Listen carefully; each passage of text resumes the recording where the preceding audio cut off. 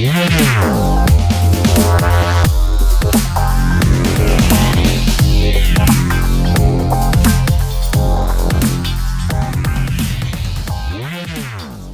back to our tutorial on working with audio and MIDI clips.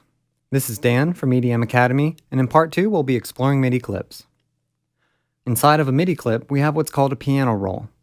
There are two ways to go about getting notes into a piano roll. One is to record yourself playing a MIDI keyboard, and the other is to manually enter the notes. To create a note, double-click anywhere on the piano roll. You can then move and resize the note. Double-click on the note again to delete it. Like clips, notes can also be deactivated by selecting them and pressing the 0 key. To resize multiple notes together while keeping their relative distance, select them as a group and then click and drag on the handle that appears above the clip view. The position of the handle can be changed by holding Shift while you drag it. To change the velocity or volume of a note, you can either edit its value at the bottom or hold Alt while clicking and dragging upwards or downwards on the note you wish to edit.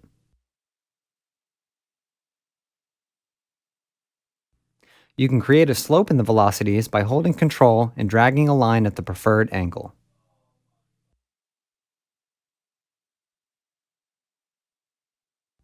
The clip view can be resized both vertically and horizontally by clicking and dragging on the appropriate axis along the top or side.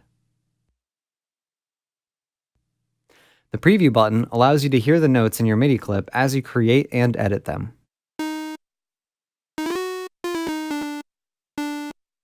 Toggling the fold button will display only the keys in your clip that have notes written in them. To record MIDI, simply arm the track for recording and then hit the record button. After recording, you can record again and redo your first attempt, or you can add more notes into the previously recorded clip by using the MIDI arrangement overdub feature.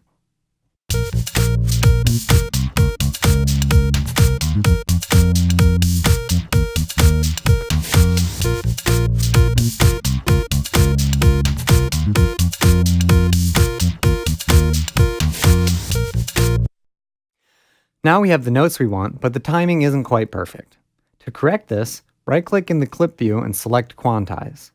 Live will then correct the timing of your notes based on the current grid setting. To change the settings for clip quantizing, right-click and choose Quantize Settings. You can adjust the quantize mode, and you can also tell Live to correct the ending of your notes as well as the beginnings. Lastly, you can set the sensitivity of the quantization to retain a little bit of the natural human error in the recording.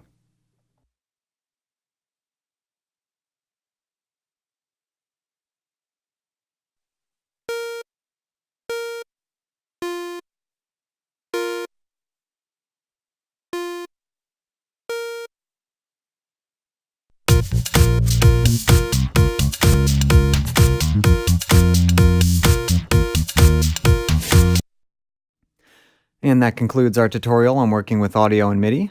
To learn more about Ableton and for more video tutorials, check out edmacademy.net.